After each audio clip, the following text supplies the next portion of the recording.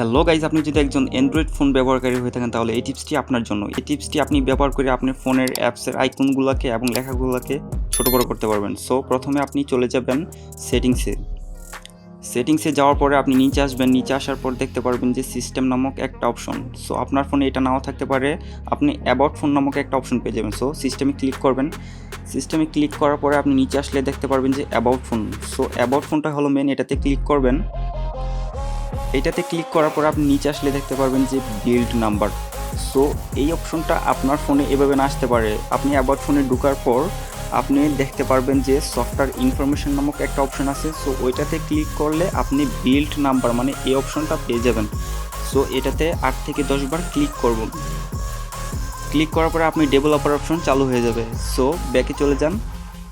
এই যে দেখুন ডেভেলপার অপশন চালু হয়ে গেছে। সো ডেভেলপার অপশনে ক্লিক করুন।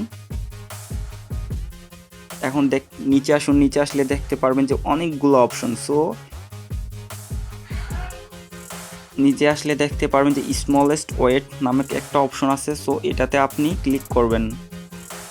এটাতে ক্লিক করলে আপনি এরকম একটা অপশন পেয়ে যাবেন। এটা যত বাড়িয়ে দিবেন তত আপনার ফোনের স্ক্রিনের অ্যাপস এবং লেখাগুলো ছোট হবে, এবং যত কমিয়ে দিবেন তত বড় হয়ে যাবে। সো আমি 700 দিয়ে দেখাচ্ছি যে আমার স্ক্রিনটা কত ছোট হয়। এই যে দেখুন আমার স্ক্রিনটা অনেক ছোট হয়ে গেছে, লেখাগুলোও অনেক ছোট হয়ে গেছে। তারপরে দেখতে পারবেন যে আমার ফোনের অ্যাপসগুলোও ছোট হয়ে গেছে, এবং আমি চাইলে আবার আমার ফোনের স্ক্রিনটাকে আরও বড় করে নিতে পারি। সো দেখুন আমি আমার স্ক্রিনটাকে বড় করে নিচ্ছি। সো আমি কমিয়ে দিচ্ছি, 380 দিয়ে দিলাম। সো 380 দেওয়ার পর দেখুন আমার স্ক্রিনটা আগের মতো হয়ে গেছে, বড় হয়ে গেছে। সো আপনি যদি 380 থেকে আরও কম দিতেন তাহলে আপনার ফোনের স্ক্রিনটা আরও বড় হতো।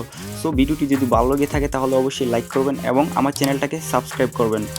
ধন্যবাদ, ভালো থাকবেন।